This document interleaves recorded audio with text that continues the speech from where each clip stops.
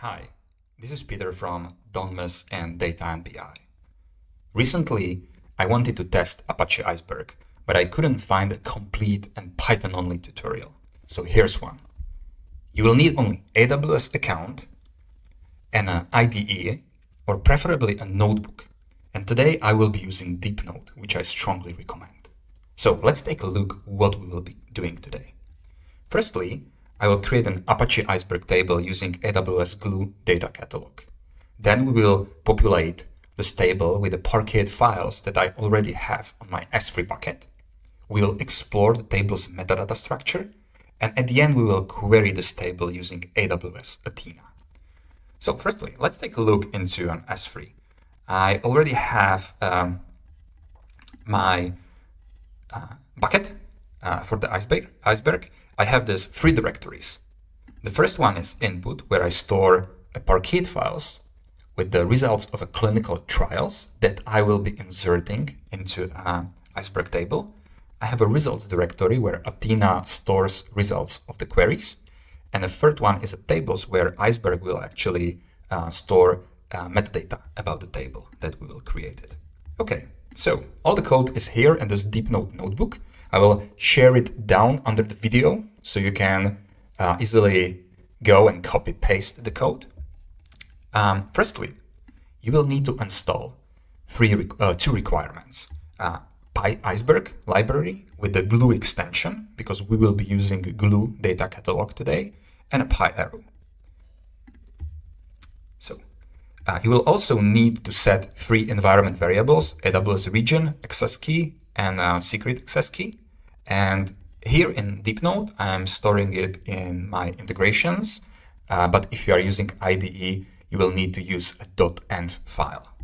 So let's use a load catalog from PyIceberg library to actually connect to our Glue catalog.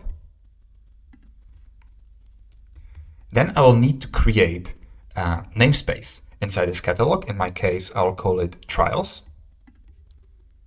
Great. And next we will need to create we can create an actual table. So we need to provide the bucket where the metadata will be stored.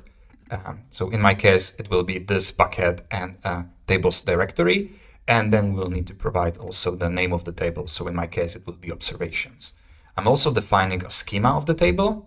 And at the end, I'm actually calling it create table if not exist with a table name, which is observation, namespace, which is trials, and I'm providing the location to my S3 directory. So here is the S3 path and the table path. So let's run it. Great. We can now verify in AWS Glue in a data catalog tables that the table was actually created. So we can see the observations table in the trials database, and here is the location of the metadata.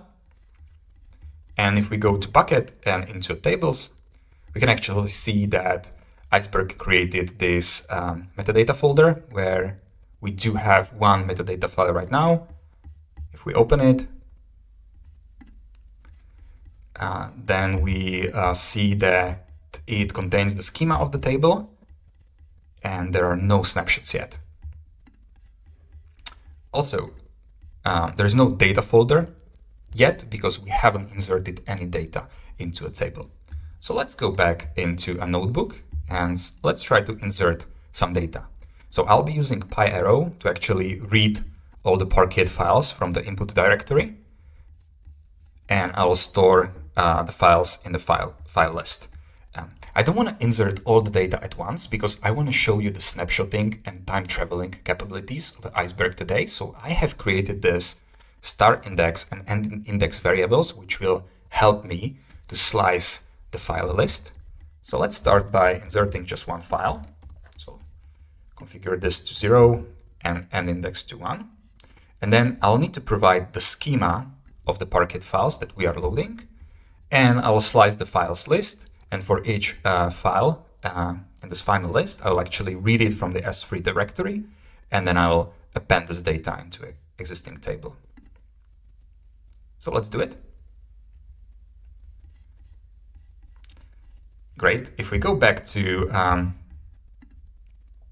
our tables directory, we can see that we have a data folder right now, which contains one Parquet file because we inserted only one file right now. And a metadata folder now contains two metadata files, the original one and the new one for pointing to the latest snapshot. So if we, again, explore it,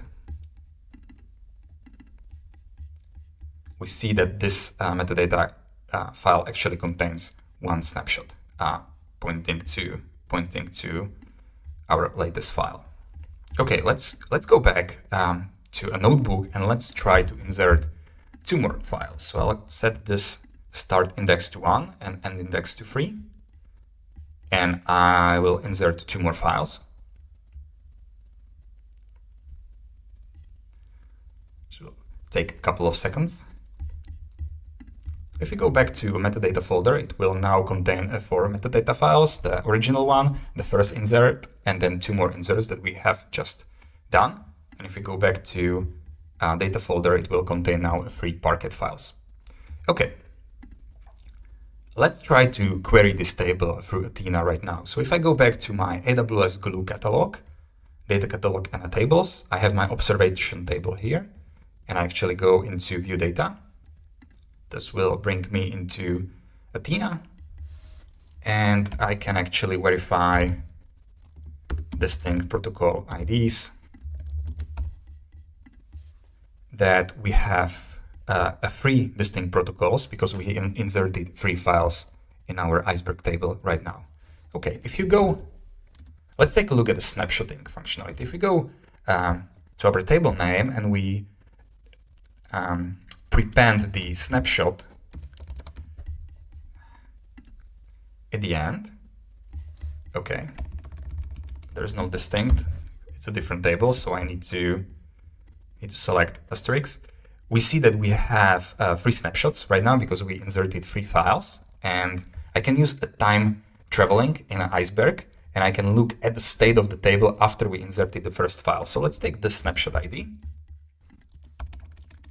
Let's remove this suffix, and for version as of and this snapshot ID, and again I'll do distinct protocol ID. So now I'm querying the state of the table after the first snapshot, so we can see that there is only one protocol. Okay, that's all about the Iceberg and snapshotting for today. That's much more in an Iceberg, like schema evolution or partitioning, which helps to increase performance. So if you want a more video like this, let me know in the comments. And thank you.